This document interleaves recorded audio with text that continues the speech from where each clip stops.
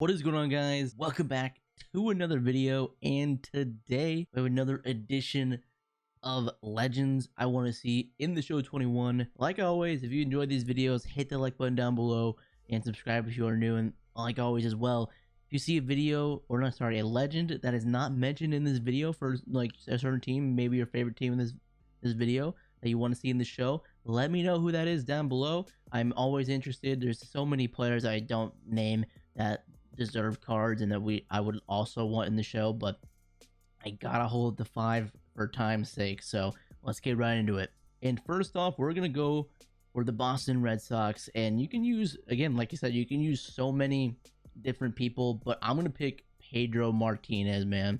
Pedro Martinez would be such a stud to have in the show 21, or just any show in general.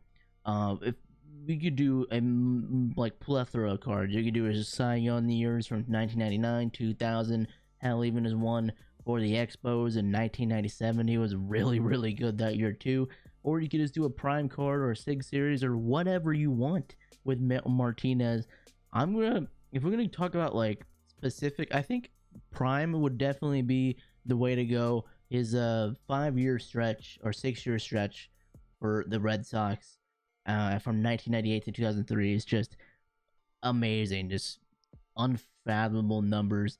If we want to go into it, deep into it, 1998 to 2003, he had 101 wins to 28 losses, a 2.26 ERA, 1,456 strikeouts and 1,166 innings, a 2.12 ERA plus, a 2.2 FIP, a 2.24 FIP, a WHIP at 0.942 over 6 years.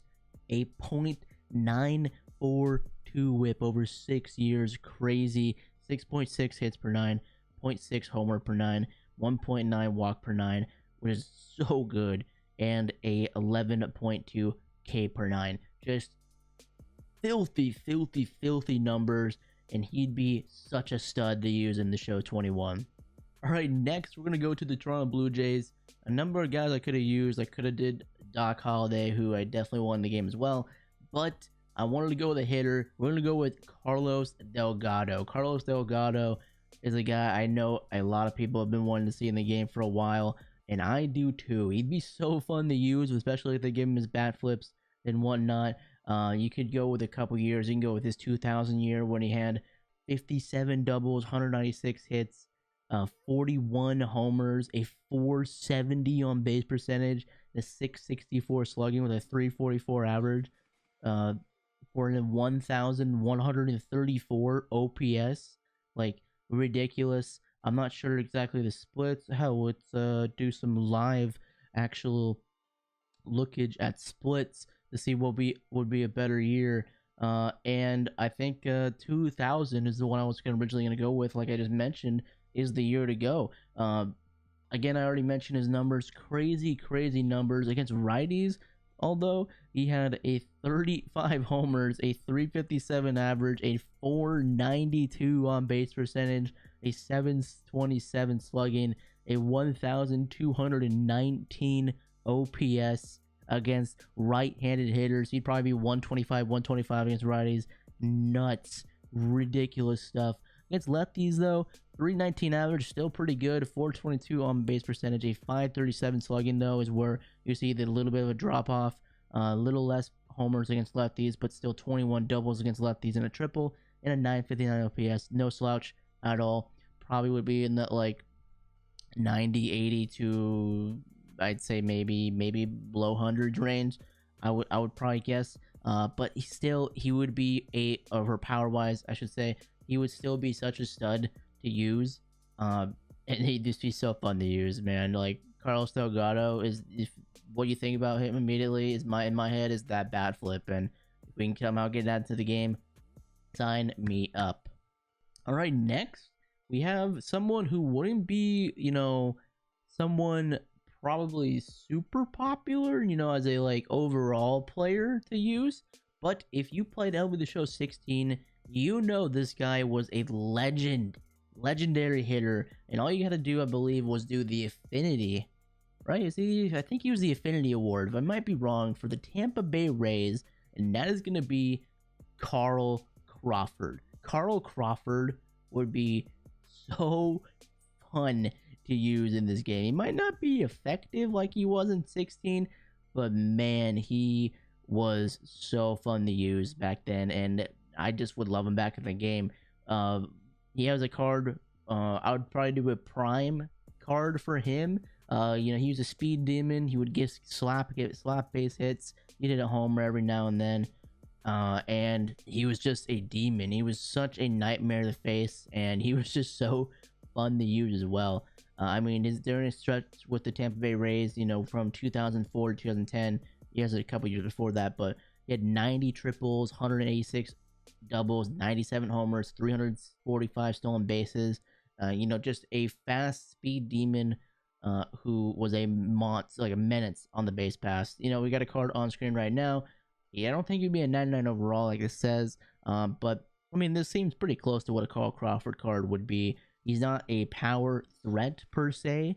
He's not a demon in the outfield. You know, he's got the fielding and the speed, so he's a little bit of a demon. But you know, the arm isn't the best, and you know, he's not overall someone who might scare you entirely. But he's just such a cool card, a glitchy card. Could be glitchy, and I don't know. You know, the past show me wants to see him in the game again. All right, next we have a guy who is severely underrated in terms of all-time rankings, probably, I would say, and that's Frank Robinson. Frank Robinson, when you look at his career numbers, I mean, we're not going to be talking about a 6 series card per se for this video, but I mean, he could easily get one. He was one of the best players of all time, easily. Not saying he was the best player of all time, but I mean, you can't lie when you look at his numbers. I mean, he's a Hall of Famer. Obviously, career 107 WAR, 2,943 hits, 586 homers. He had a 926 OPS, a 154 OPS plus. His accolades: he had 2-time MVP. He had a triple crown. He was Rookie of the Year, 14-time All-Star, 2-time World Series winner, Gold Glove winner, batting title winner, World Series MVP, All-Star MVP, Major League Player of the Year. He was even a Manager of the Year when he was a manager. Just all-time legend, great Frank Robinson. And we're going to be talking about his first year in Baltimore. He was traded to the Baltimore Orioles in the 1965 offseason, and his first year as an Oriole, boy, he was a menace. He was an absolute menace. He had obviously won the MVP. He was an all-star. He played 154 games, 182 hits, 34 doubles, 2 triples, 49 homers, 8 stolen bases, 316 on base percentage. Or sorry, well, that's really bad. 316 batting average, 410 on base percentage, 637 slugging, and a 1047 OPS. He had a 198 OPS plus. I mean, just ridiculous. He was really good against righties. He had a 691 slugging against righties. But lefties wasn't amazing. He had a 522 slugging against lefties. So if we look at his hypothetical card on screen right now, I'm not sure why it says Silver Slugger, but he is a MVP award winner that year. He can play right, first, and left. He'd probably be a good first baseman in this case. 115 contact versus righties, 105 versus lefties, 125 power versus righties.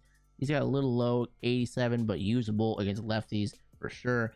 112 vision, pretty decent fielding, especially if you put him at first base, and not terrible speed.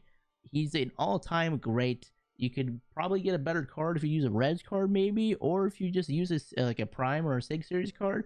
But he's a guy that definitely deserves to be in the game. All-time great. All right, next and finally, we have a guy a lot of people have been asking for, especially this year, more than I think probably previous years. But that's just what it seems like to me, and I definitely don't disagree. We're going to be going with a New York Yankee legend, and that's going to be Joe Dimaggio. Just a nasty all-around career, 3-time MVP, 13-time All-Star in his 13 years in the career. Literally an All-Star every year of his career. Obviously, he took the time off between the 43 and 45 seasons to go serve in the military. Even more impressive, he came back and just had an 878 OPS is after, playing, even going into the military for 3 years. Just amazing stuff. He was a two-time batting title, and obviously in 13 of those, or nine of those 13 years, he won the World Series with the powerhouse New York Yankees. Specifically, we're gonna be going over his SIG series card, projected, obviously fake, SIG series card. His career stats: he had a 79.1 WAR, 2,214 hits, 361 homers, 977 OPS lifetime. Just all around nasty stuff. He was a center fielder. He only stole 30 bags, so there's not a lot to go off of, speed wise. I'm sure there's data out there, more advanced data that might give him better speed, but that probably led to the reason on the card on screen right now, to him having pretty low speed for an outfielder, especially a center fielder. So I mean, obviously that would be his only super downside as a card in the game, if he definitely was this slow. But he's a monster hitter. I'm not sure why he has diamond defense. He definitely doesn't resemble diamond defense with those attributes, but that's besides the point. Amazing hitter. 112 contact versus righties, 125 versus lefties, 102 power versus righties, 125 versus lefties, 125 vision, 125 discipline, 106 clutch. I mean, just an all-around nasty card, and he's another New York Yankee legend and great that needs to be in the show. There's so many of them: Jeter, A-Rod, hell, Andy Pettitte, Bernie Williams, Joe DiMaggio, Yogi Berra again, because he's not in the game anymore, and I can go on and on. But that's gonna do it for this video, guys. Let me know what you think down below of the 5 I chose. If there's anybody, obviously the Yankees one, you can name like a million of them. But if there's anybody else, like some like low-key type of guys, like maybe, if we're talking about the Yankees, Nick Swisher, those any type of guys like that that you want to see in the game, let me know down below. Subscribe if you are new, and I will see you on the next one. Peace.